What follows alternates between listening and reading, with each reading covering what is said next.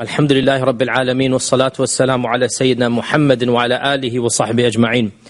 أما بعد, we had discussed the Prophet ﷺ's building of the masjid of the Prophet ﷺ and the Masjid of Quba, and we had discussed other incidents that occurred in the early months of his immigration.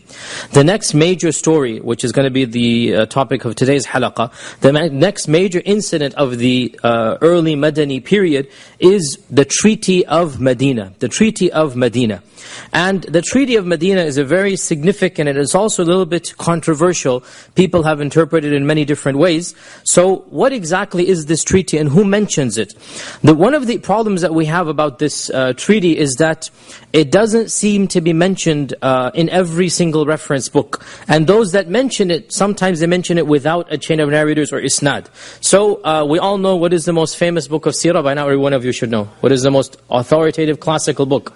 Seerah of Ibn Hisham. But Ibn Hisham is the summary of Ibn Ishaq. Every one of you should know this, right? So when you go back to the Seerah of Ibn Ishaq mentions the entire treaty, but he says, it has been narrated to me. And between him and the Prophet ﷺ is 150 years. Right? So we don't have any direct isnad. Other early books sometimes mention this treaty as well, but again without a full chain of narrators. Some of the books of hadith, so for example Musnad Imam Ahmad, it has a phrase of this treaty that Imam Ahmad mentions, that the Prophet ﷺ كَتَبَ كِتَابًا بَيْنَ الْمُهَاجِرِينَ وَالْأَنصَارِ. He wrote a book between the Muhajirin and the Ansar, and this book mentioned in it that every one of them would take care of their own debts and their own issues and problems, and there will be islah and ma'ruf between them. So Imam Ahmad mentions one phrase of the treaty. The problem comes, as we said, there is no early book that mentions the whole treaty with an isnad. And this has led some people to doubt there ever was a treaty. They say there's no evidence for this treaty to have taken place. However, many modern researchers say, even if there's no chain of narrators, when you look at this treaty and the language of the treaty, it's a very archaic language, a language that is not common in the time of even Ibn Ishaq. So if somebody were to fabricate it, he wouldn't have fabricated it with such a difficult language. And therefore, the majority of scholars of our times consider this treaty to be an authentic treaty.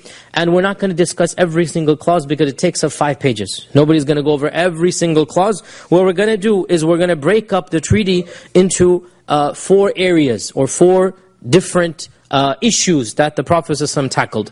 Number 1, the first issue is everything related to the Muslims. Number 2, everything related to the Jews. Number 3, everything related to the mushrikun, the pagans. And number 4, general treaties for all of these. Right? So we're going to divide this whole treaty into 4. And the problem comes that the treaty, as I said, is written in a very difficult language, and it is composed of sentences, that's it. That the Prophet ﷺ said this, and he said this, and he said this, and he said this. And a lot of what is mentioned are the names of tribes that we don't even know anymore. Because you realize that when we say the Ansar are in fact multiple tribes. Primarily the Aws and the Khazraj, but there were more than the Aws and the Khazraj. And within the Aws and the Khazraj, there are at least 40, 50 sub-tribes. And most of these sub-tribes, we don't have much details of their names. So this treaty mentions every one of these names, every single name, which is in fact a sign of its authenticity actually. Right? And it mentions every one of these names and what is required of this sub-tribe. What is to be done. The same applies for the Yahud. We think that there were only 3 Jewish groups. No, this is being generic. In fact, there were within these 3 subgroups as well. Because we have mentioned many times that a large tribe is divided into a sub-tribe. And all of this is jumbled up. It's not as if in our time we're used to logical treaties, like meaning one phrase for this, one phrase for that. In those days, this type of writing has not yet come.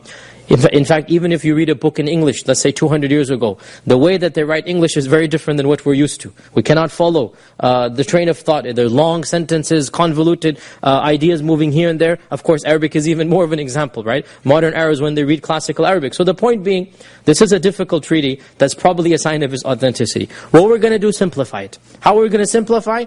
Discuss it from different angles, 4 different angles. Number 1, clauses related to the Muslims amongst themselves. Of the clauses, the Prophet ﷺ is saying in this treaty that the mu'minun from the Quraysh and Yathrib, Notice here the term Yathrib is used. And this in fact is a sign of its authenticity, because right early on when the Prophet immigrated, we would have assumed that the term Yathrib was still in vogue. Right when the Prophet immigrated, we said many times that the Prophet eventually commanded the name Yathrib to be removed. And he said, do not call it Yathrib. It is in fact Madina. But it takes a while, obviously, right? It's not going to happen instantaneously. You cannot change the name of a city. The very fact that the term Yathrib occurs in this treaty shows that he's talking to people who are not used to a new name. So he has to use the old name. And therefore he mentions the believers from the Quraysh and from Yathrib, i.e. the Ansar. The term Muhajir and Ansar hasn't yet crystallized. Right? The believers from the Quraysh and from Yathrib, and those who join them are one ummah. So now he is saying the Muslims are one ummah. And ummah, of course, we'll talk about it, but it means group or nation or party. And this ummah, he said, is in and unto itself, i.e. it is unique to itself to the exclusion of the rest of mankind. So the Prophet is saying, this is a unique ummah. You have bonds that nobody else can share. And he then mentions 40 sub-tribes, as we said. He mentions every one of them. The Muhajirun by name, the Banu Auf, the Banu Harith, the Banu Sa'ida, on and on again. And he says, every one of these sub-tribes will be left with their own responsibilities that they had before Islam.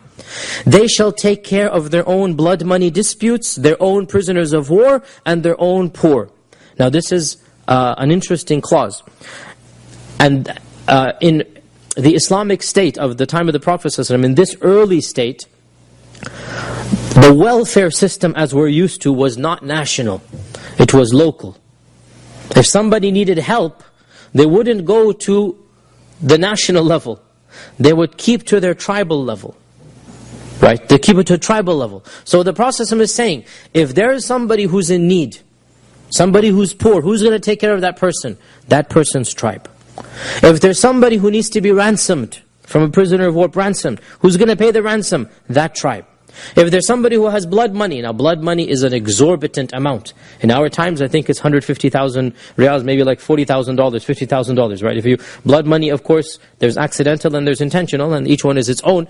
Suppose in the Sharia court, in the Sharia system, if you accidentally kill somebody, manslaughter, car accident, you drive into him, accidentally. The Sharia requires you to fast 2 months and to give a blood money to the person whom you killed. Right, this is the blood money. The blood money is 100 camels or 120 camels, depending on the exact type of what you've done. And this is a huge amount. And one person cannot afford 100 camels. So what is to be done? The Prophet ﷺ is saying, every tribe takes care of its own. You are responsible for your own. Another clause, all of the Muslims shall unite against those who do injustice, even if it be one of their own. So this means if somebody does dhulm, even if he's a Muslim, we will be united against the zalim. And this actually goes back to the treaty. Which treaty, who can remind me? No, Hudaybiyah is way afterwards. The Hilf al-Fudul. Hilf al-Fudul. Goes back to Hilf al-Fudul. That everybody will be united against the zalim, even if they're one of our own. Right? So the Prophet is saying, whoever does dhulm, injustice, we will be united against him. And the final clause we'll mention for this, and again this is very long, but the final clause for the Muslims, that the Prophet ﷺ said the protection granted by the Muslims is the same. The word for protection in Arabic is dhimma. And even the lowliest of them can give protection. What is the concept of dhimma? So again, in that Islamic state, how did somebody get a visa to enter Darul Islam? How did somebody get a visa to come inside? Right? The Prophet ﷺ is saying, every Muslim has the right to give anybody whom they know this visa. Even if they are the lowliest of them, meaning even if they're not even free. Even if they are a slave, even if it's a child who's aqil, a child who understands, like not a 3-year-old, but a 8, 9-year-old, right? This is the majority opinion. Even a child who is tamyiz, who is mumayyaz, he has the permissibility to allow somebody to come in. And if somebody comes in with that visa, what does this mean? It means nobody can harm him. Nobody can harm him.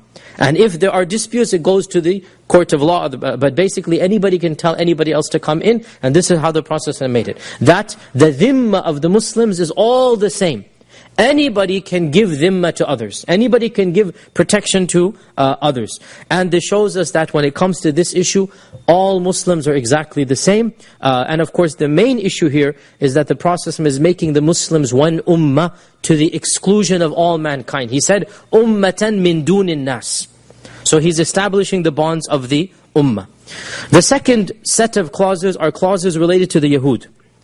And he mentions the Yahud of the Bani Auf, and the Yahud of the Bani Amir, and the Yahud of the Bani this, and the Yahud of the Bani that. So all of the Yahud are mentioned by name specifically. And there are again around 12 different clauses. Everyone is mentioning a tribe name. The Prophet ﷺ said, all of these Yahud are one ummah along with the believers. Ummatan ma'al mu'mineen. Meaning that is one ummah, we are one ummah. So the Yahud, ummatan ma'al mu'minin. So they have a type of status, a type, don't misquote me, that in some ways is equivalent. Because ummatan ma'al mu'minin. And he then went on, and they shall take care of their own affairs, their own internal disputes. They will take care of their own fuqara. They will take care of their own blood money. Anything that is happening between them, they are in charge of it. Internal crime, internal murder, they are in charge. Unless they wish to come to us, otherwise we have no business with them. Unless it involves the two together. If there's dhulm, if there's murder between the two ummahs, now it will go to the higher authority. Right?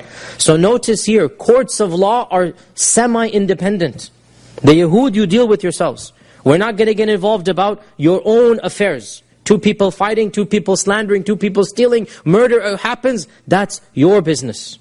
You deal with it yourself, internal division, don't come to us. Unless it's between the two of us, right? Something happens between the two, then obviously we need to come to the Prophet ﷺ. The Prophet ﷺ said that between the two, i.e. the Muslims and the Jews, shall be mutual support against those who fight the people of this treaty. And the Yahud will spend along with the Muslims as long as they're being fought. Financial obligations when it comes to external enemies are the same. Notice, financial obligation when it comes to domestic affairs are not the same. You're poor, you take care of them, not us. Our poor, we take care of them, not you. Correct? So far so clear. Now suppose somebody attacks. We will spend on defense and you will spend along with us. Both of us will spend for the sake of the protection of Madina. And at times of crises, therefore, the two shall unite and help one another, and the Yahud are responsible for the costs, and the Muslims are responsible for the costs. The Prophet ﷺ also added here, with regards to the Yahud, no Yahudi can leave Medina without the permission of the Prophet ﷺ. You cannot, now leaving Medina, what does it mean to leave Medina? Remember, this is not a time where we just move for any reason, for our job. No, leaving means changing your citizenship. That's what it means in that language, right?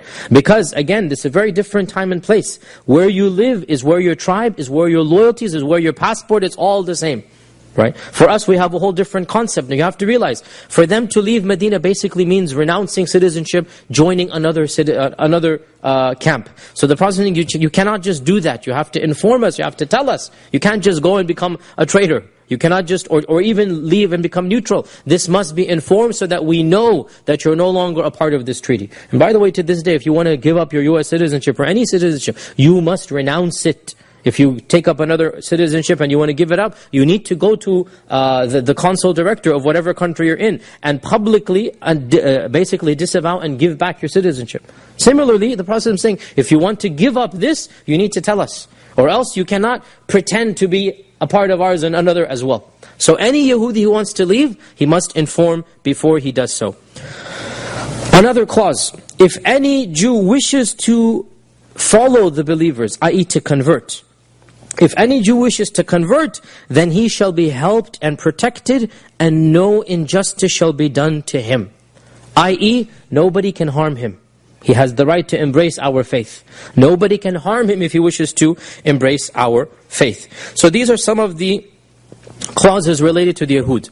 Some of the clauses related to the pagans, the mushrikun. And this shows us that as soon as the Prophet immigrated, there were still mushrikun in Medina. We said this many times. There were still mushrikun in Medina, and they lasted up until the Battle of Badr, when the Prophet returned back to Medina.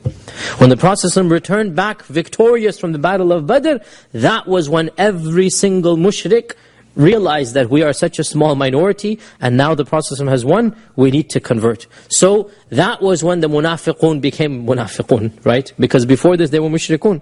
Abdullah ibn Ubay ibn Salul, this is when he converted, after Badr. All of these people converted after Badr. When this treaty is taking place, it's not Badr yet. So there are still pagans. So what does the Prophet ﷺ say? No mushrik shall offer protection to the Quraysh, even if it is in return for life or money. Nor shall he in any way come between the Quraysh and the believers, i.e. to defend. I.e., the mushrikun are being told, and this is, how fair is this? Wallahi, how fair is this? The Prophet ﷺ is not saying you have to convert. Look at this, they are pagans, they're idol worshippers. He's not saying you have to convert. What he is saying is, your ties of loyalty might feel towards the pagans. Realize, if you're in Medina, you cannot support them physically. What's in your heart is in your heart. But you cannot support them, nor can you defend them, nor can you come between us and them. Stay out of this business. Stay out of international affairs, basically. Or you can call it affairs between Mecca and Medina. And this shows us that the Prophet ﷺ in that stage allowed the mushrikun to be in Medina. Later on the madhahib differed. Is it allowed for idol worshippers to be living in Darul Islam? This theoretical issue doesn't apply anymore, but once upon a time there was a controversy. Everybody agrees that Ahl Kitab can live in Darul Islam. Everybody agrees that the Majus, the Zoroastrians, the Parsis can live in Darul Islam. That's what our Sharia clearly allowed. Nobody disagrees about this. There was a controversy, should we extend the same privileges and rights to idol worshippers? And some of the madhahib said, yes, we should. And this is also the Hanafi madhab. And as you know, the Mughal emperor was a Hanafi madhab predominantly. And that's why it's possible to be a Hanafi and a Mughal emperor. Otherwise it would not be possible to do that. Whereas some of the other madhahib were stricter in this regard. And they said, no, this extension is only given to the Ahl Kitab and the Majus. That's the theoretical issue. But of the evidences of the Hanafis is here, that the Prophet ﷺ allowed the mushrikun. And in fact, it seems to be the stronger case, that in Darul Islam, the freedom to basically be upon your faith is open to anybody.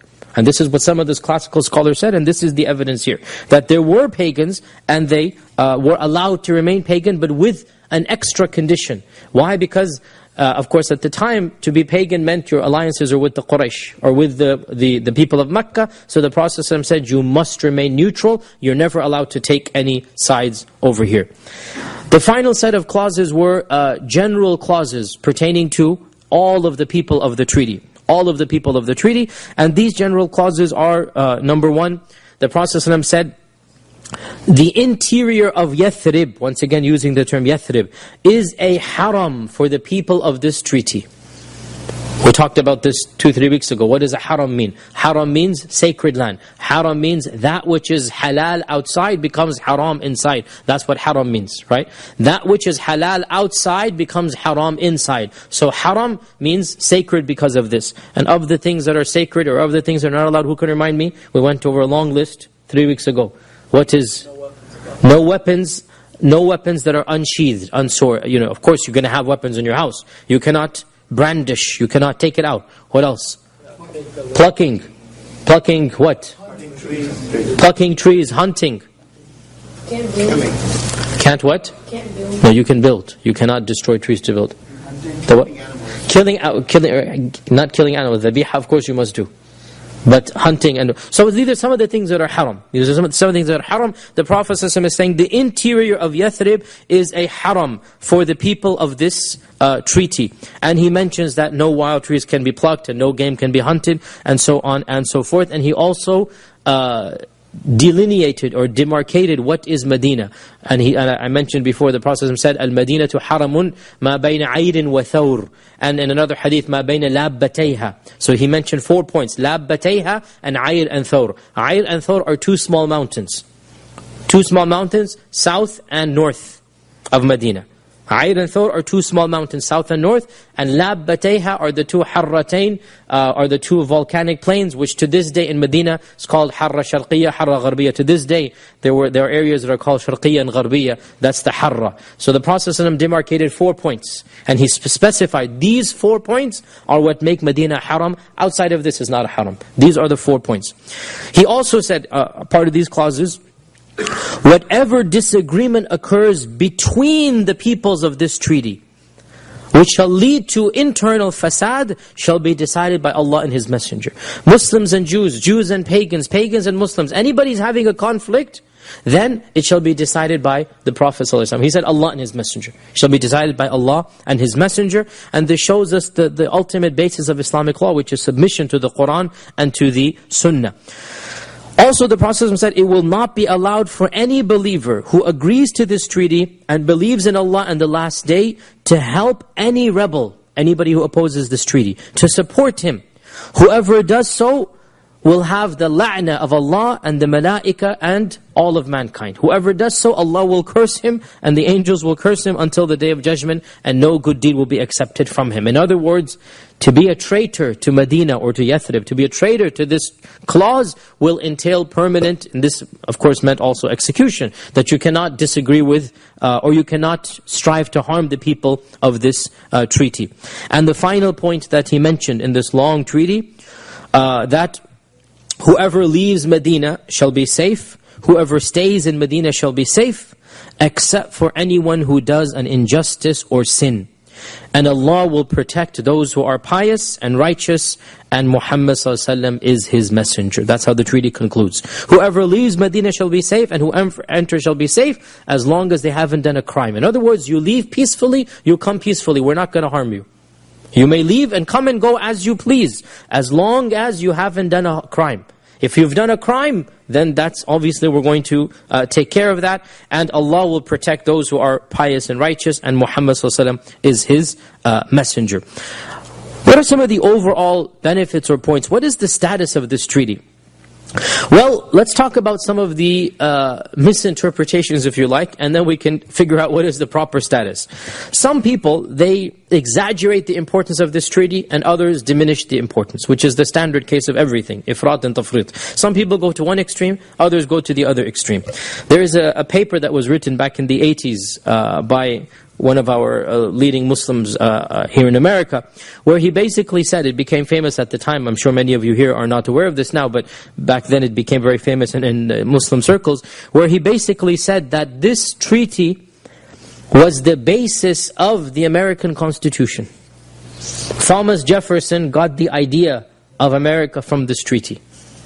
Right, and I'm not joking. This is a paper that is written that by one of our academic leaders of North America, and this is, of course, I mean, this type of mentality, I mean, it's to me a sign of an inferiority complex, to be honest. That everything that is good, you somehow have to link it directly to we did it, we invented it, right? And this is simply not just unacademic. You become laughing stocks of the people. People start making fun of you, right? It's something that is ludicrous. Now, there's no question that the treaty for its time was very novel, very unique, that certain concepts of it were then exported to the West, and the West then took these concepts and eventually evolved, and yes, but this is like, 20 degrees of separation or something. You cannot just say that Thomas Jefferson read this treaty and he wrote the Constitution based upon it. Well, like this is, it makes us laughing stocks, right?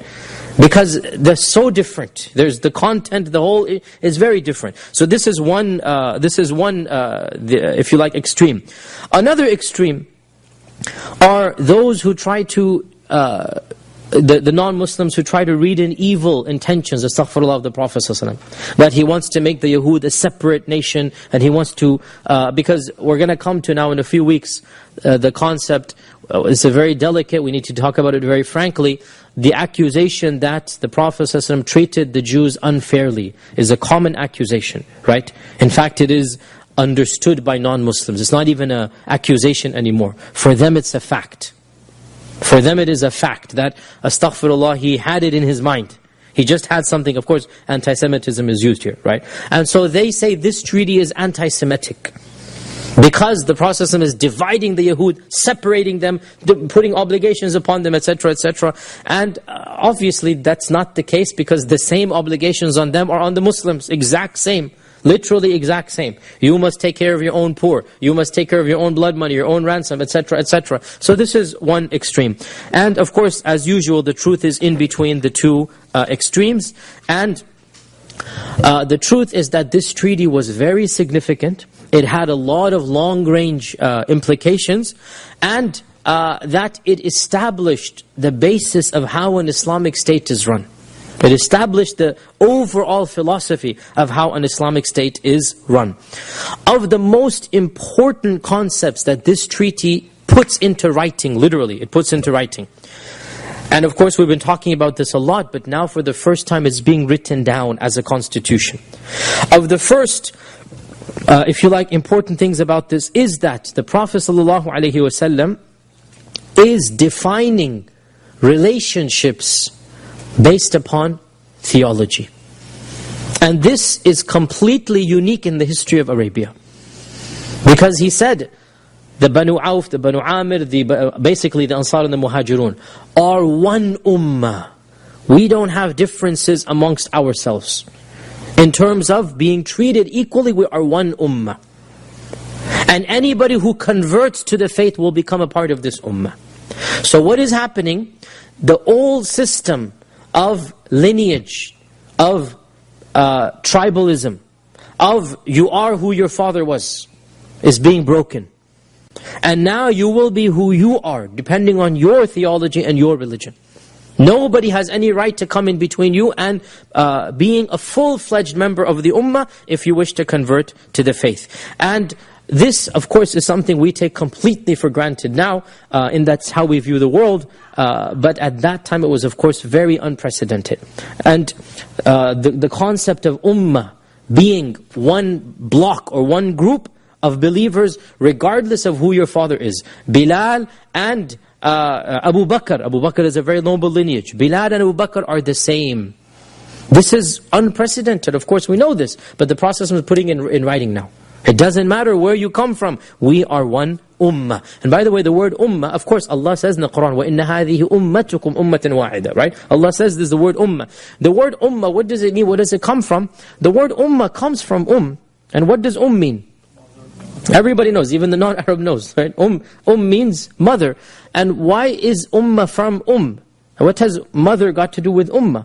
Well, the word actually, even more deeper than this, the word actually comes from amma. And amma means to? La. This is a derived meaning. This is a derived meaning. Secondary meaning. It's not the asl. Like went to, or a goal, or a destination? Amma means to strive for. Yes. To strive for وَلَا آمِينَ الْبَيْتَ الْحَرَامِ. Allah says in the Quran, right? آمِينَ الْبَيْتَ الْحَرَامِ. That you are intending to get there. So amma means qasada. Amma means to aim for. Amma is basically the object of your attention. Therefore, when the child is born, what is the one object of attention? Right? When the child is born, there's one object of love and whatnot. It's All of the attention is to the So is mother. Therefore, the ummah are those people who they might as well have one mother. The bonds between them, they might as well just have one mother. Because that's where they're all coming together from. Right? Of course, the word amma is so deep, so the imam is also the one who is the one leading you in prayer, because again, he is the one who has that leadership role. Ibrahim is called ummatan, even though he's one person, because of the quality of his iman. He might as well be a whole ummah by himself, right? The word ummah has now over 15 derived meanings. But the original meaning of amma is qasada. And then from that we get from we get all of these other meanings as well. Even the word tayammum, from the same amma, tayammum, ay qasada rafa' al-hadath, i.e. he intended to raise his wudu, not wudu, to raise the status of not having wudu, right? Tayammum is intention. Tayammum means to intention. The same, amma ya ummu. So the point being that the word ummah comes from because the people of the ummah, it's as if they have one It's as if they're so bonded together, they are one group or one nation or one family, literally. One family to the exclusion of all the others. This treaty also demonstrates the justice of the Prophet ﷺ. That the Prophet ﷺ, contrary to what the non-Muslims say, in fact he treated the Jews with the utmost respect. And he gave them their full rights.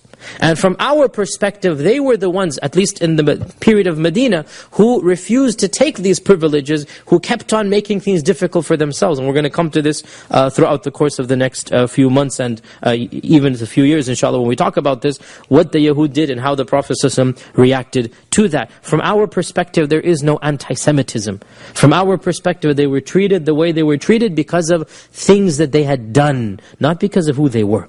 And this is not anti-Semitism, right? They were treated because of crimes that they had done. Either they're expelled or whatnot because of issues they had done, not because of who they were. And this shows us, the Prophet ﷺ is saying, you are one ummah. Notice the treaty says, and this is exactly, I'm quoting from Ibn Ishaq, that al-Yahud ummatan ma'al mu'minin. Now if that is not the height of equality, you are an ummah, we are an ummah. Along with each other, we are two ummahs. This is an amazing respect given to them. وَالْيَهُودْ أُمَّةً مَعَ الْمُؤْمِنِينَ. You have your issue, you have your religion, we have our religion.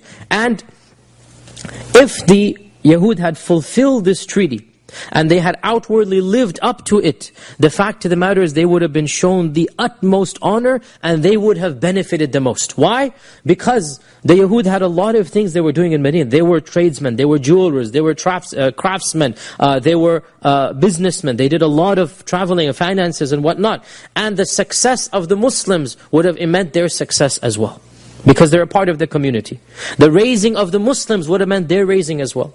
The financial input of the Muslims would have meant their financial success as well. And if they had lived up to this treaty, they would have risen along with the Muslims. But from our perspective, and this is what we're going to prove, they didn't live up to it. And they reneged on the promises. They broke these promises, and because of this, the promise was very clear. Do not side with the pagans against us. And that's exactly what the Banu Qurayza did. That's exactly what they did. This is a promise that is being given the first month they moved to Medina. Don't side with the pagans. And yet the Banu Qurayza did that. So what was coming to them was coming to them. Right? Similarly, any issue between Muslims and Yahud will be dealt with by the Prophet ﷺ. And both of the other tribes, they transgressed upon the Muslims, murdering or whatnot, or dishonoring a lady of the Muslims, as we're going to come to. This was an intra-ummah. The Yahud and the Muslims are getting involved with each other. So they have to go to the Prophet ﷺ for the final reference, and that's exactly what happened. Another benefit of this treaty is that we are seeing that the Prophet ﷺ's political status has now become a de facto leader. And this is a key point here. He was invited by a group of Muslims. Now these Muslims are so numerous that he can negotiate treaties on their behalf and become the de facto ruler. Even the mushrikun and the Yahud, they are told that you have semi-independence, basically. Right? You have semi-independence, but if something happens that deals with us, you must come to the Prophet ﷺ. And this clearly shows who's in charge. Right? And therefore what the treaty did was to make official what was understood before this. And that is that the Prophet ﷺ is the de facto or the accepted ruler of the city of Medina. Now somebody will say there's no jizya mentioned, and there is no jizya mentioned. There is no jizya mentioned here. And the response to this is the laws of jizya had not yet been revealed. Jizya was revealed in Surah Tawbah. حَتَّى يُعْتُوا الْجِزْيَةَ عَنْ يَدٍ. This is Surah Tawbah. So that is much later on. And therefore, this treaty does not contradict jizya, but it doesn't enforce it either. In that, there's no clause there because the concept of jizya has not yet come. Also, one of the main benefits of this treaty that we derive, especially living in the century that we're living in, and this is the reality of Islam without any political correctness, without any appeasement. As you know me, I'm not one of those who wants to appease anybody. The fact of the matter, which is absolutely true from our sharia, is that freedom of religion is guaranteed by the Sharia to a great extent, not to an unlimited extent. We have to be fair here. Classical Sharia, or classical Islamic fiqh, I should say, did not give the types of freedom that the modern secular world gives. The non-Muslims did not have the right to preach and convert others. You have the right to do as you're doing, but you cannot convert others to your faith, right? But apart from that, pretty much everything else is allowed for you. The non-Muslims are even allowed, this shocks many Muslims to hear this, are even allowed to manufacture and sell alcohol amongst themselves. This is well known. The books of fiqh explicitly mention this. So much so that many books of fiqh discuss the issue, if a Muslim is married to a Christian lady, is he allowed to stop her from drinking khamr? And the majority say, no, he's not, because that's halal for her. That's halal for her to drink. It's haram for him. He can say, you cannot have it in my house. That's his right. Right? But he cannot prevent her from, because the point is, like in those days, the Catholics, they all drank khamr in their own churches. To this day, they drink wine. It's a part of their rituals. Right? As you know, you should all know, drinking the wine is a part of their rituals. So the Muslim, the majority of fiqh, in fact, dare I say all four madhabs, but I'm not 100% sure, but I know for a fact the majority of them, and I'm pretty sure it's the four, but I don't want to say this categorically, say that it is not allowed for the Muslim husband to stop his Christian wife from drinking outside of the house, because that's her sharia. And he has no right to enforce on her. This is the type of freedom that Islam allowed.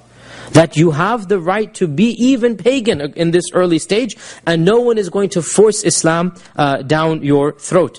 And the irony of ironies is that we are accused of being intolerant, and we are accused of not allowing other faiths to, the freedom, and yet, wallahi, without any mujamala, without any political correctness or whatnot, if you compare our track record with theirs, it's unbelievable how they could have the audacity to say that we are religiously intolerant.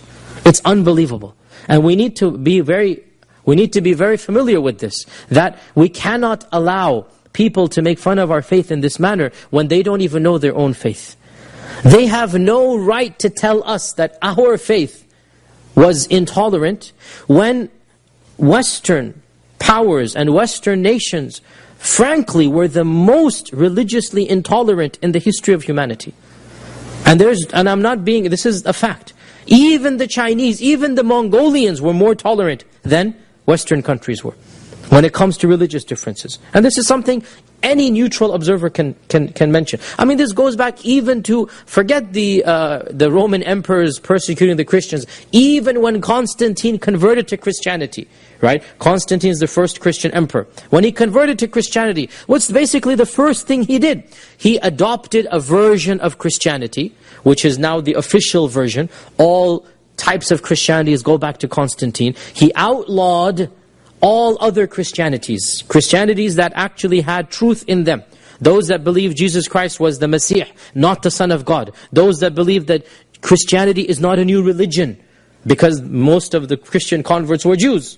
And for them, Christianity was Judaism, with believing in Messiah, which is what we believe, right? Constantine came along, you should know all this by the way, because we live in this environment. Constantine came along, and he adopted a narrow interpretation of Christianity. He made it the state religion, then what?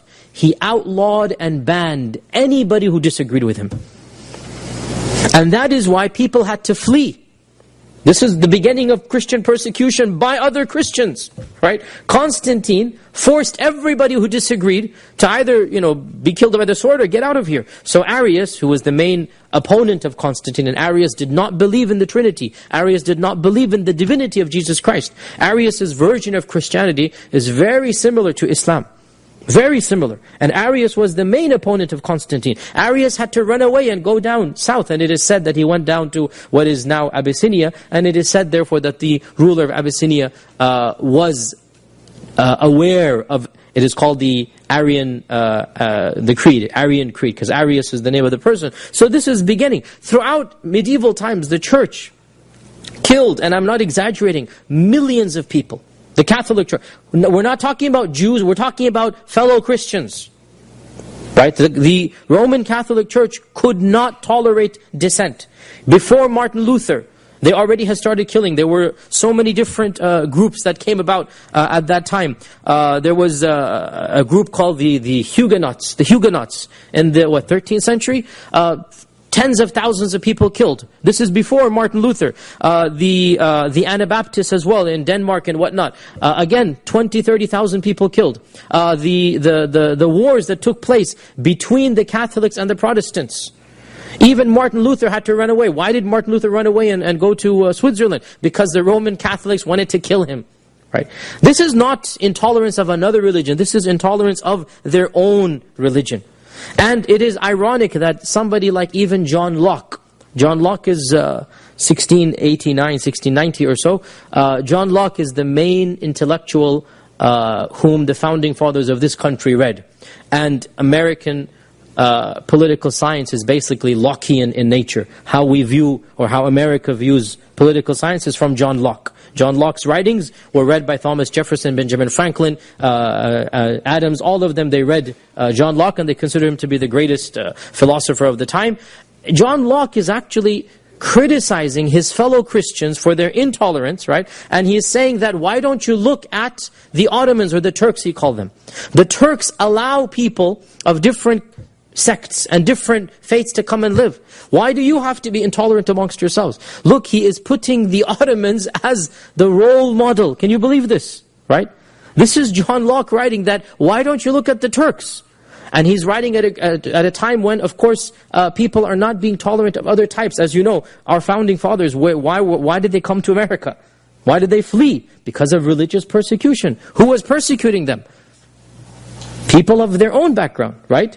And therefore, John Locke is writing that, why don't you look at the Turks? They allow people of all different Christianities, all different creeds, Jews to come and live amongst them. And this is an amazing testimony, وَشَهِدَ شَاهِدٌ مِنْ أَهْلِهَا, we can say, right? This is an amazing testimony about the reality of how the Sharia views the freedom of other faiths.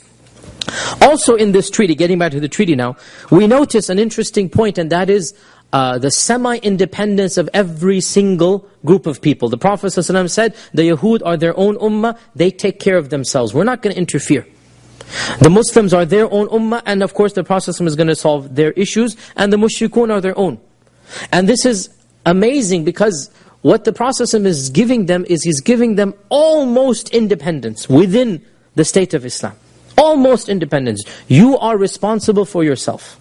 You're responsible for your own affairs. Your positives and your negatives, right? Your crimes and your issues, all of it will be dealt with internally. However, the Prophet ﷺ said, when it comes to the issues of the state, when it comes to the issues of the entire community, now we are one group. And therefore, some have said, and these are all modern terms, so to try to read them back, it has its positives and negatives. Some have said that the system of the Prophet ﷺ is a federalist system. By this, what is the federalist system? That basically there's semi-independence.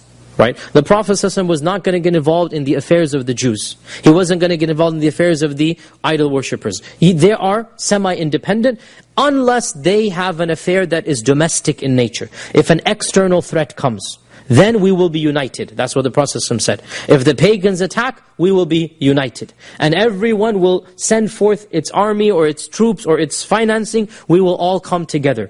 And it is true to say that this type of government was unique in the world at the time. It is true to say this, right?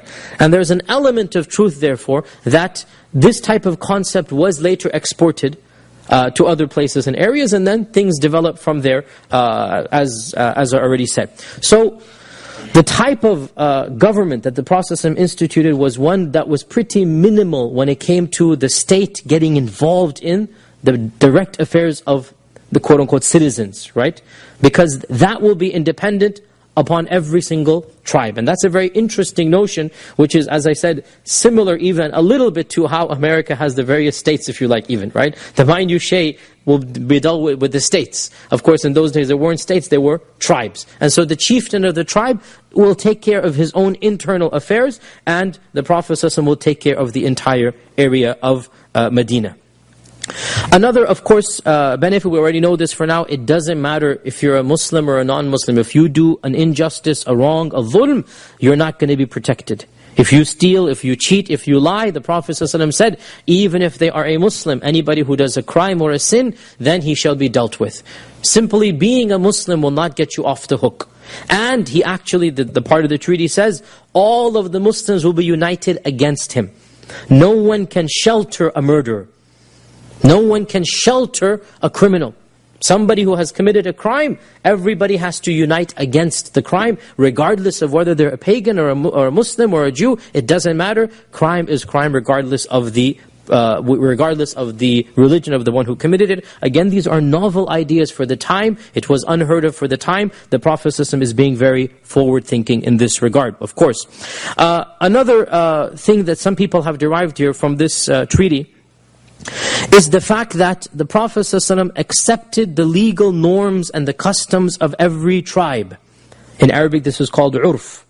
He accepted the urf, or the legal customs of every tribe, as long as it did not conflict with the sharia. And he allowed the tribes to deal with their own internal laws, as long as it didn't conflict with the laws of the sharia. And of course, one of the primary principles of our religion, I've said this before, every one of you should be aware, there are 5 major qawa'id fiqhiyya, or rules of fiqh that govern fiqh. There are 5 major rules that govern all of fiqh.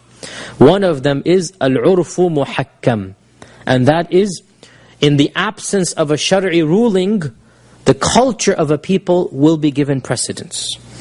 In the absence of a shari'i ruling, the culture, how they typically interact with one another, this will be given precedence and taken into account. Al-urfu muhakkam. How people interact with one another, the sharia in fact does take this into account. And I've given some examples of this in previous talks that we've given about the seerah. Now, from this treaty, let us now take a look back and see what exactly has occurred since the arrival of the Prophet ﷺ. When the Prophet ﷺ comes, the first thing that he does is he builds a masjid.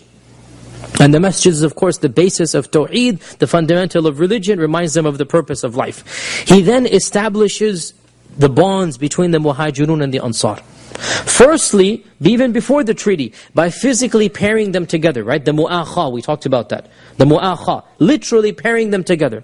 And then, the third point, he then makes this entire treaty where he ratifies the status of the mu'minun, the status of the Yahud, the status of every single group, and he then forms the first Islamic state, or the first, if you like, federation, and how it will interact with one another. There's more to be said, inshallah. We'll continue, but we have a respected guest over here, so we want to hand the floor over to him and to Dr. Bashar to be able to tell us about a project that they're doing that every one of us should be involved in. So inshallah we will resume next Wednesday bi'idhnillahi ta'ala. Inshallah.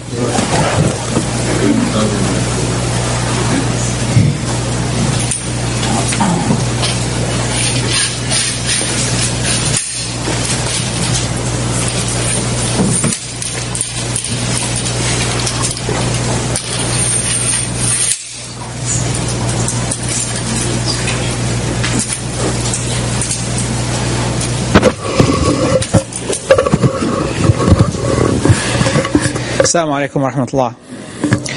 As Dr. Stone is setting up his art display, would like first to welcome him, and all of you probably know, I'm sure all of you know who Dr. Stone is. Pastor Steve Stone is the pastor of our neighbor church at the Heart Song, and from day one, from before this building was erected, and when we had just purchased a piece of land, and we were just nervous coming into the neighborhood. We all know how Pastor Stone put a banner out there just before Heart Song that we just drive by every morning and every night, and it says, Heart Song Church welcomes the Memphis Islamic Center to the neighborhood. And that just started a friendship that day by day is just getting into a new level and a new horizon.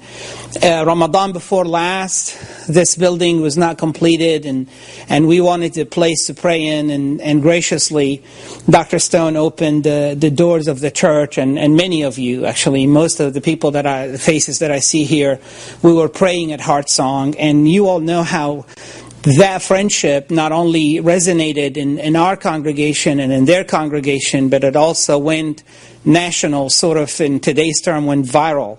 And a lot of people started talking about it, and then went international. And then before we know it, we had messages from all over the world. We had TV crews from Bahrain and Uganda, and people are interested in this friendship. Now this friendship is, alhamdulillah, all praise be to Allah, is getting actually stronger and stronger. And we have started a project together, and I would like to present Steve to let you know about where we are. Many of you probably know about some of the general outlines of the project, but I want him to talk about this because, to be honest, this was his dream and his thought, and we were just very happy to go along with this beautiful ride. So, Steve, welcome in your own place. And thank you. It makes me laugh to say it was my dream. My dream was a couple of swing sets and a grill, and but this thing is really taken off. Now that the foundation has been formed, from people from Heart Song and MIC have come together, and we're now a recognized 501c3 by the state of Tennessee and the IRS and all this, and it's an amazing project that continues to develop and unfold, this drawing here. And we've got brochures. If any of you haven't had a chance to get one, I want you to have one, because it's got a picture of this in there and talk some about the philosophy of the park and why we're doing this together. We're trying to create opportunities for people of all races, cultures, and faiths to make friends, just to be good neighbors to each other. The project's going to be about 8 acres. There's approximately 4 acres on the south side of the road that the foundation has bought. There's about 4 acres on the north side of the road. And one of the key parts of this project to us is that circle in the middle. I don't know if you can see the purple circle right there in the middle. That's a tunnel, which we hope to build under Humphrey Road, so that all of this is one park.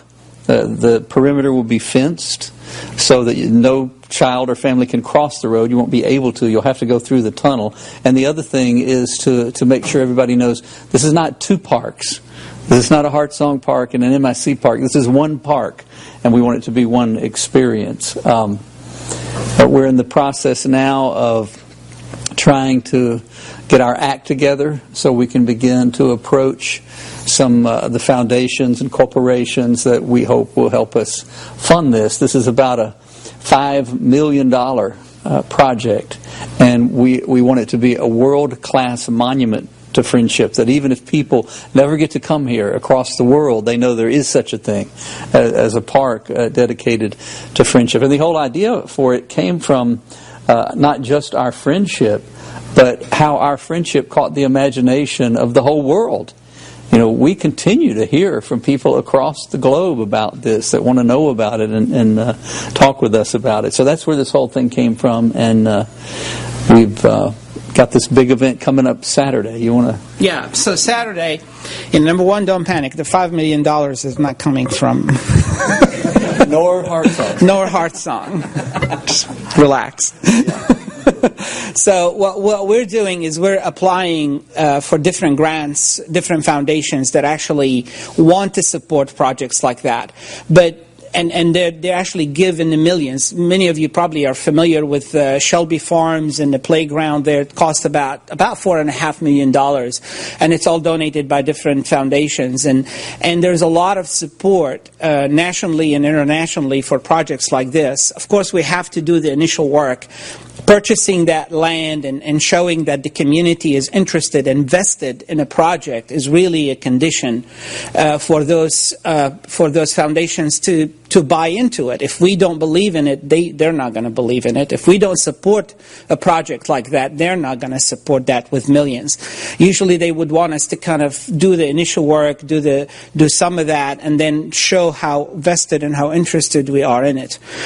I'm not going to speak too much about this because this Saturday we have a beautiful event that's happening. We're going to have a picnic, a combined picnic, Heart Song, MIC, and actually we're inviting guests from other congregations all over town to come and showcase this and show our friendship physically and literally in front of everyone, and then show our support and to the project. And I'm very positive that all of us support it, because this is not just going to be next door to us where we're going to enjoy it, and Heart Song is going to enjoy this beautiful monumental park, and it will be really available literally to our children and our families. But this means a lot more, and it can bring a lot more to our community. It's both congregations putting back to the community and showing our friendship. Today's the Saturday picnic. It's going to be on May the 5th on Saturday. We started at noon, and it's going to go for 2 to 3 hours. There will be food. High quality, and you know some of the vendors that are providing that, a very dear brother to us, and among others. There will be games for the children. There will be a lot of activities, and we would like to invite all of you to really show the support. So I don't know if any, I don't know, Sheikh Yasser wants to comment on this a little bit. Actually, yesterday I was invited to the Memphis Rotary Club to give a talk there. The Rotary Club is a club of very influential leaders of the Memphis community. I was pointed out a number of people who were CEOs of companies and PBS and the owner of Commercial Appeal. Everybody was there just pointing out. And so this is like a room of who's who of Memphis. And I was invited to speak, basically. And somebody asked at the end, a very difficult question, which basically was about how tense the relations are between Muslims and between Americans. And to respond to that question, I simply pointed out, yes, people can make it difficult, but they can also make it easy. And I gave the example of Heart Song and MIC. And I gave a very passionate defense and plea of the fact that this is the way forward for America.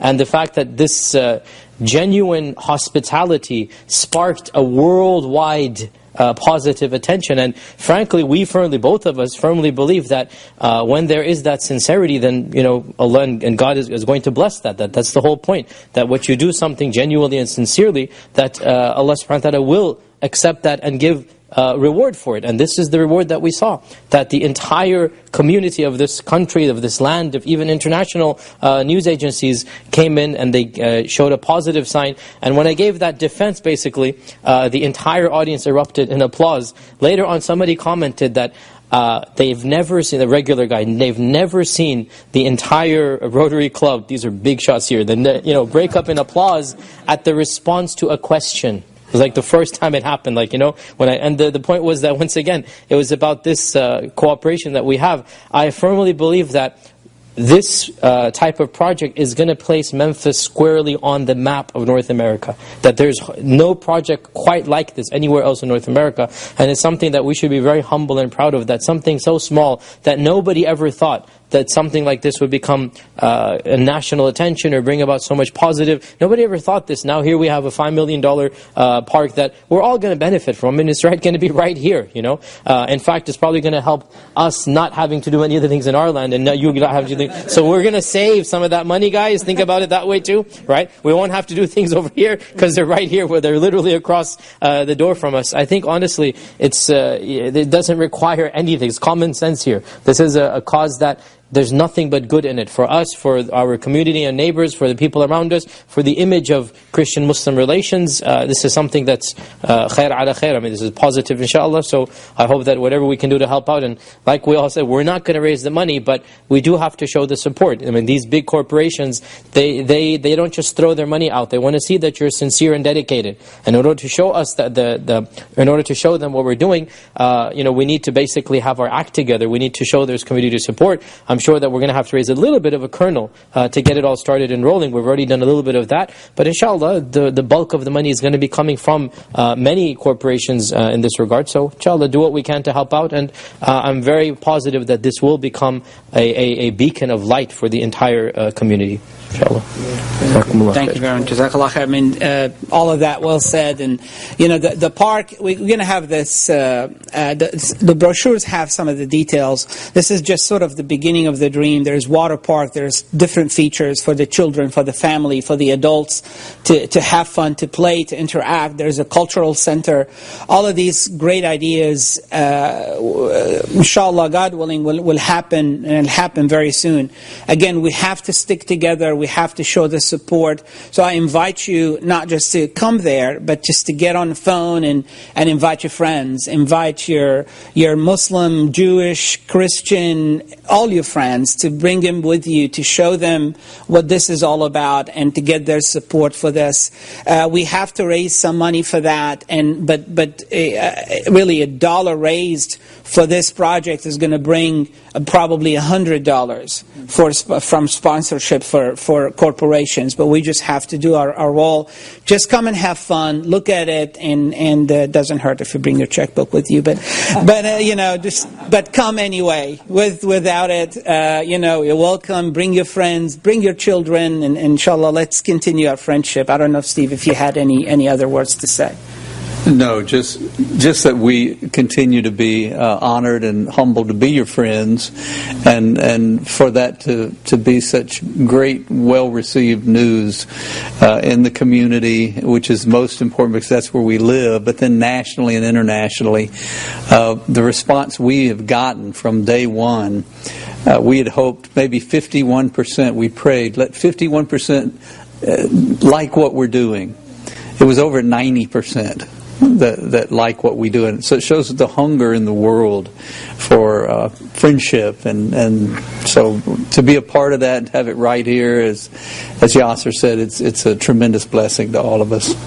Jazakumullah khair. Thank you very much. We're gonna post this up back there. So, but please feel free to get a brochure. We have plenty of them. So take all you need. Give to your friends. Really let the word go out. Come out in your workplace and your family, whoever you think of. This is a very positive thing. We're 100% behind it, and I hope you will also be 1,000% behind it. Thank you very much. I know it's time for prayer, so I don't want to hold things up too much. Actually, we have time for Q&A. We have time for Q&A. Okay, good. Do you have Q&A about this at all? For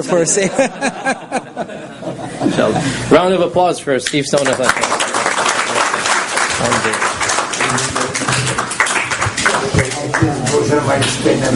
Yeah, the brochure is very well explained. Alhamdulillah. So we have around 10 minutes left for Isha, inshallah. So if there are no point starting the next phase, so any questions and others? We did the Jews and the non-Muslims of Madina accept the Prophet as the ruler, not necessarily as a prophet, but as a ruler? They were forced to. There was no question of it, and then they signed the treaty. They agreed to the treaty, right? So there was a sense of the majority of the people of Medina wanted the Prophet ﷺ to be in charge. The majority of the people. They were now, at this time, the majority were already Muslim by this time. So the Yahud cannot stop that from happening now. And so he is negotiating on their behalf, and he's also, remember, there was also a sense of optimism even from them, because they were tired of the civil war. And that's, again, as Aisha said, that Allah gifted the Prophet ﷺ with that civil war. That even the Yahud had been fighting amongst themselves, remember. There was civil war even amongst them. That two of them were on one side and one of them was on the other side. And therefore, because of this, at that point in time, there was no outright opposition, no sign of hostility. In fact, if you look at the earliest revelations, at that period of time, they seem to be very upbeat and positive about the Yahud and the Nasara, right? The first half of Surah Baqarah, for example, right? إِنَّ الَّذِينَ آمَنُوا وَالَّذِينَ هَادُوا وَالنَّصَارَى وَالصَّابِئُونَ مَنْ آمَنَ بِاللَّهِ وَالْيَوْمِ الْآخِرِ. So Allah Azza wa Jal is telling the Yahud that there's many favors. You were the best people. Once upon a time we chose you. صَفَاكُمْ عَلَى الْعَالَمِينَ. Allah Azza wa Jal says فَضَّلَكُمْ عَلَى الْعَالَمِينَ. Multiple times He says in Surah Al-Baqarah, right? So clearly there's this sense of here is your Prophet you've been waiting for, this is time to accept. Of course, Allah knew that wouldn't happen, but the Prophet ﷺ was hopeful that it would happen. That is very clear from the seerah, that the Prophet ﷺ himself was optimistic, and he expected them to convert, like Abdullah ibn Salam, and there were a few others as well. And then slowly but surely things began to sour, and things became more and more difficult, until finally what happened. So that's a separate case. Yes, Bismillah. Based on this treaty, in terms of this, like in non-Muslim communities, like in Saudi Arabia, mainly in Saudi Arabia, outside Mecca and Medina, your fiqhi opinion, not political opinion, about like establishing like Madul al-Ibadah, like churches, or from fiqhi standpoint. So we need to discuss this in two different ways. Number one, what does classical fiqh say? Number two, is this one of those areas where there's room for change or not? Right? As for the first issue, what does classical fiqh say? By unanimous consensus, the Ahl Kitab are allowed to worship in Dar al-Islam. And the Yahud can have their synagogues, the Christians can have their churches, and we do not interfere. Even if they practice what we would consider shirk inside those churches, we're not going to interfere. After all, they will worship Isa ibn Maryam, they will make dua to him, they will call out to him. This is their haqq, this is their right to do, as long as it's within their churches. Also, they're allowed to, according to this, what the Prophet said, and in fact this is what the Ottomans continued to have it up until the 1860s or so, the millet system. I forgot to mention, or we didn't have time. The Ottomans literally had something just like this called the millet system. And the millet system basically said that the sharia of the Yahud will be their own sharia, the Halaqa. And the Christians will have their own. So family law, by the way, India and Israel still have these two. India and Israel are the only two countries in the world where these policies are still there somewhat. And that is, depending on your religion, you must declare your religion. Depending on your religion, you will have different family laws, different civil laws, different divorce laws, not different criminal laws, by the way.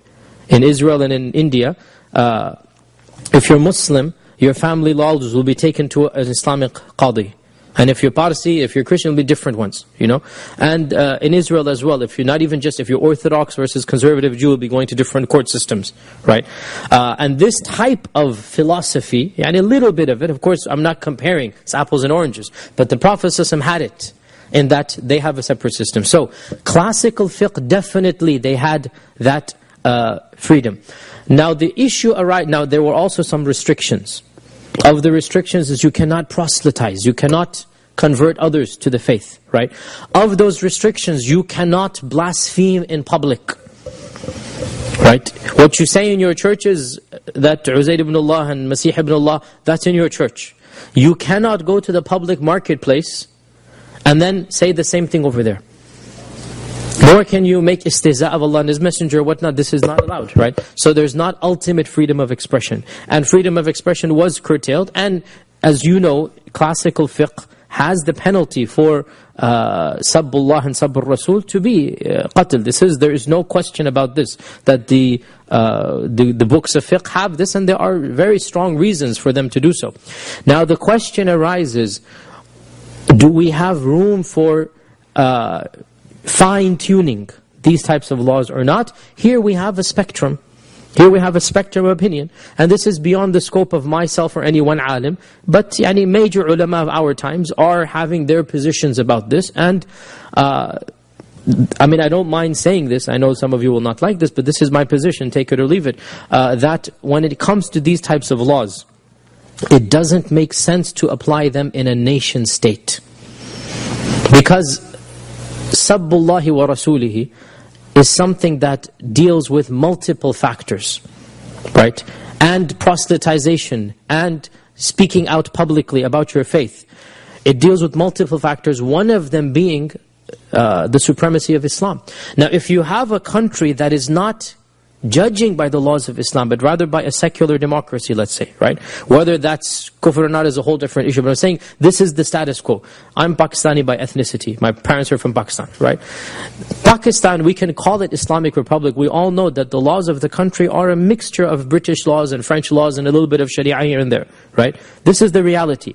For this country to have a system of blasphemy laws, it's a little bit circular in logic. It doesn't make sense. Because it's not based on fully the Sharia. It is a somewhat secular nation in that the rights of a Christian and a Jew and a Muslim and a Hindu in Pakistan will be the same. Whereas in classical Islamic law, that's not the case. The rights of the Muslim are different and the rights of the others are different. So you see, my point here is that, very frankly, this is such an emotional question. People don't want to even listen. The minute you mention something like this, they become a little bit riled up and angry. But I'm being very frank here that if we had a perfect Islamic system, that is one thing. But we don't. We don't have anywhere in the world up and running. We have attempts to do so. If this is the case, then people like Tariq Ramadan, like others, are asking for relooking into these things and rethinking them through. Even Qardawi has many fatwas about this regard, about the minority rights, that frankly a lot of his fatwa are modern ijtihads. Right? They don't come from classical fiqh, but he's giving them much more freedom and laxity than are found in classic books. Why? Because modernity calls for it. Right? So this is one of those areas that I believe we do need ulama to come together and pronounce what is allowed and what is not allowed. In the meantime, it's a theoretical issue, because we here in America are not calling for such a radical change, right? But classical fiqh, without any doubt, it allows Christians and Jews the right to be Christian and Jews, and the right to not be interfered with in their rituals and their worship, and even their Sharia, which is in fact much more than what, like here in the West, we cannot have Islamic courts, right? If you think about it, that guarantee and right is more important than the right to blaspheme in public, right? Think about it. And so the Sharia is giving them more rights than what modern Western nations give to their minorities. Do you understand what I'm saying here? Back and forth, right? Any question from the sisters? Okay, Father, go ahead. I wanted to ask about the treaty. What's off that treaty? Was there any force tension between the Prophet and the Jews, and is there any concessions that was given by the Prophet? Ibn Ishaq and others do not mention any sabab, any context for this treaty. Ibn Ishaq says that the question was there anything that sparked this treaty? And one of the problems, as I said, is that this treaty is in fact not even mentioned by many of the early books. So much so that even great medieval scholars like Imam al-Dhahabi and Ibn al-Qayyim and others, they barely just gloss over it. And it seems as if many people did not appreciate or understand the importance of this treaty. Right? Therefore, even the classical books, Ibn Sa'd and others, hardly mention it. Right? And Al-Waqidi hardly mentions it. So it's only mentioned in its entirety by Ibn Ishaq. And it is mentioned in bits and pieces by others. And therefore, it seems, and Allah knows best, that the significance of the treaty was not fully appreciated. I think because we're living at a time when this is such a sensitive issue, and we're wondering about how should we run countries, and what is the rights of minorities and whatnot, for us to find this treaty is very heartening, is very optimistic, is very good. So we find so much to benefit from. But for the people in early Islam, I guess for them it just seemed like a long list, which, as I said, it is a very complicated list, and they couldn't find much benefit. Allahu A'lam, your question is one that I have not found any reason or answer to in the books. What was the reason why the Prophet did it? It's just foresight. It just seems to be wisdom. From listening to you, it doesn't sound like a treaty. It sounds more like a constitution for the new established state.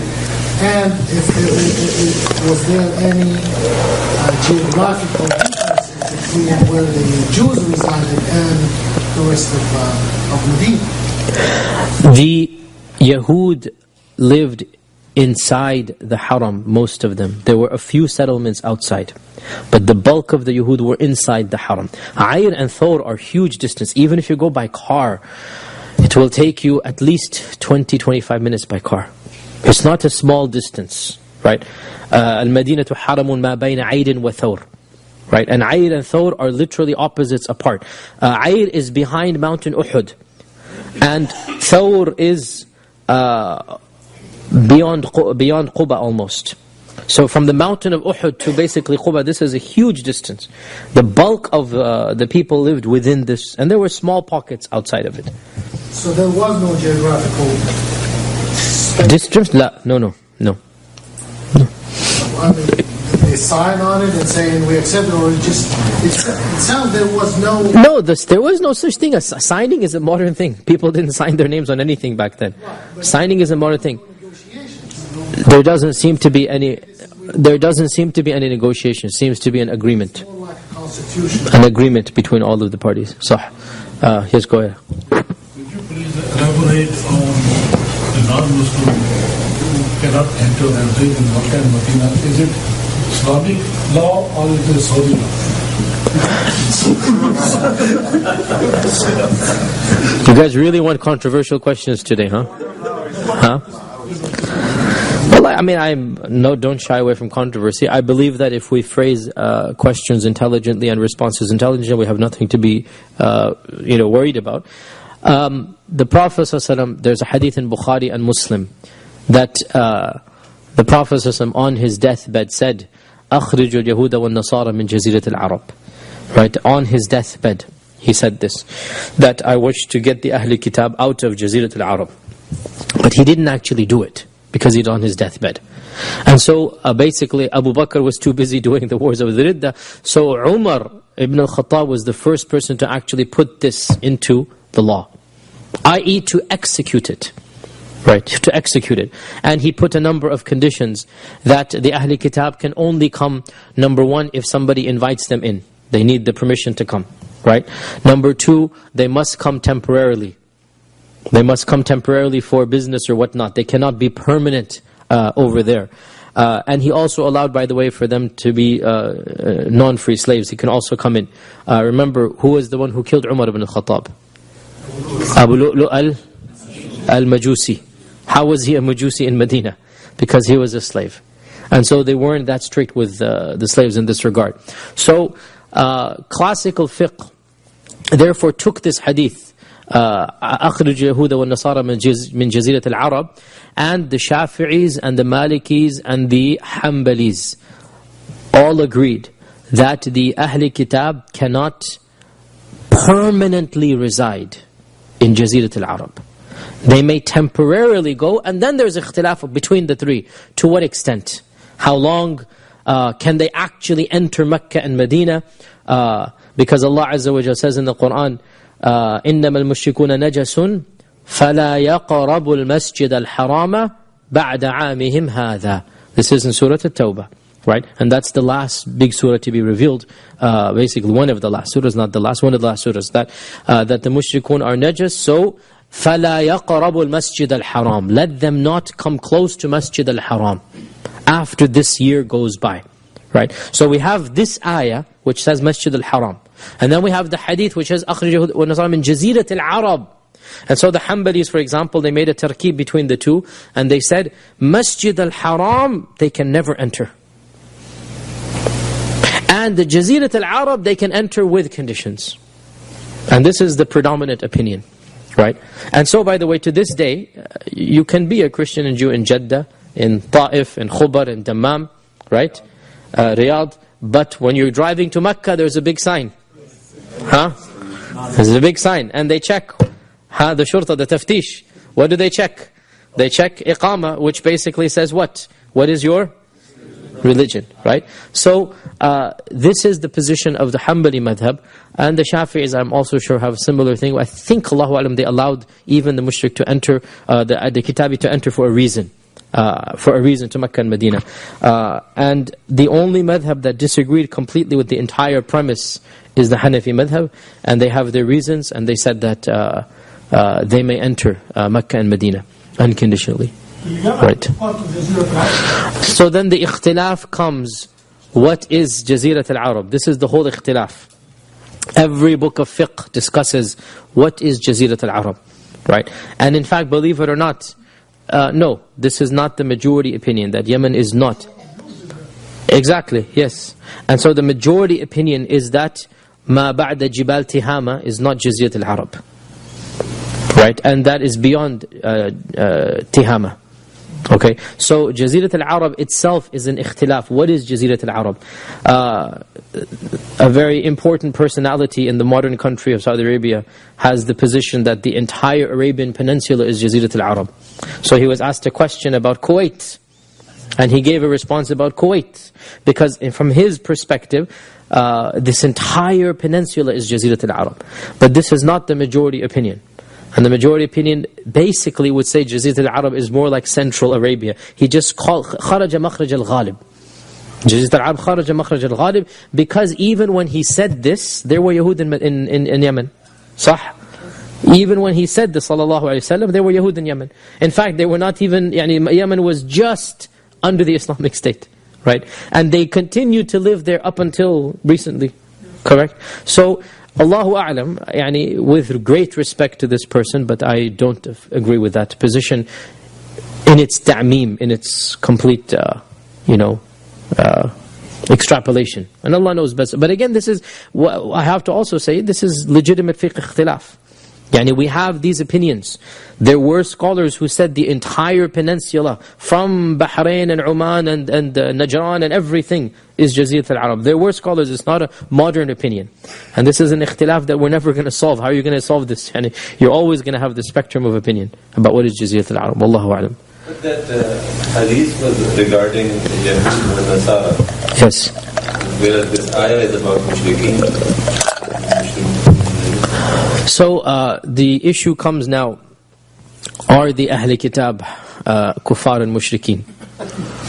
This is a whole different issue. You're bringing up a whole other controversy. And as for them being kuffar, there is no question that they are. In our terminology of fiqh, the Ahl Kitab are a subset. Calling them Ahl Kitab doesn't mean that they are not. They are, right? Allah Azza wa Jal says, not just لَقَدْ كَفَرَ الَّذِينَ قَالُوا, but لَمْ يَكُنِ الَّذِينَ كَفَرُوا مِنْ أَهْلِ الْكِتَابِ وَالْمُشْرِكِينَ. This is the ayah I was thinking of. لَمْ يَكُنِ الَّذِينَ كَفَرُوا, from two categories. مِنْ أَهْلِ الْكِتَابِ وَالْمُشْرِكِينَ. So أهل Kitab wal-Mushrikeen put together are الَّذِينَ كَفَرُوا. Okay. Also the issue of shirk, there is no question that Trinity is not Tawheed, and anything that's not Tawheed is, and therefore, so this ayah has not been understood to apply only to pagans, because these groups also have committed kufr and shirk. But in any case, this is theoretical for us to be discussing in Memphis, right? We are splitting hairs here. What they decide is their decision. And honestly, I have been asked this as well, and I am not somebody to shy away from controversy. I'm very frank, as you know. And I say, look, what their position is, whether it's valid or invalid, we are not calling for it in America. We're not asking for it to be implemented anywhere, and it's not relevant to us as a minority. It's not relevant to us. It's not, and I think we do ourselves a disservice when we try to take on every single cause around the world. Allah didn't ask you to defend everything around the world. We have our own problems to deal with, right? And if somebody, honestly, I've been asked this question, I say, well, go ask the Grand Mufti of Saudi Arabia. If that is his interpretation and his fiqh, I'm not saying it's right or wrong, but I'm not the one propagating it, and I don't have to support it because it's not relevant to me. I'm not criticizing, but I'm not supporting. That's the position they have to do, they have to justify, and they have to answer.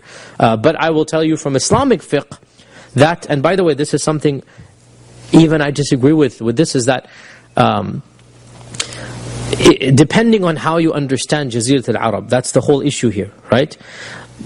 If you understand Jazirat al-Arab to mean Central Arabia, what this means therefore is that outside of Jazirat al-Arab, i.e. peripheral Arabia, you may build churches and synagogues.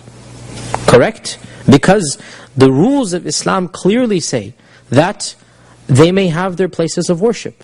Correct? There's only one exception, that's Jazirat al-Arab. There's only one exception from the 3 madhabs.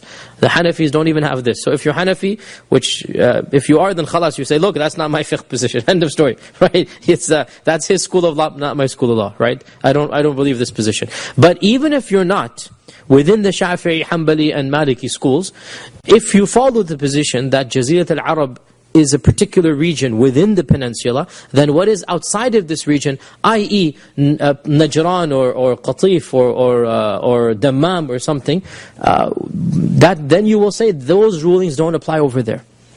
Right?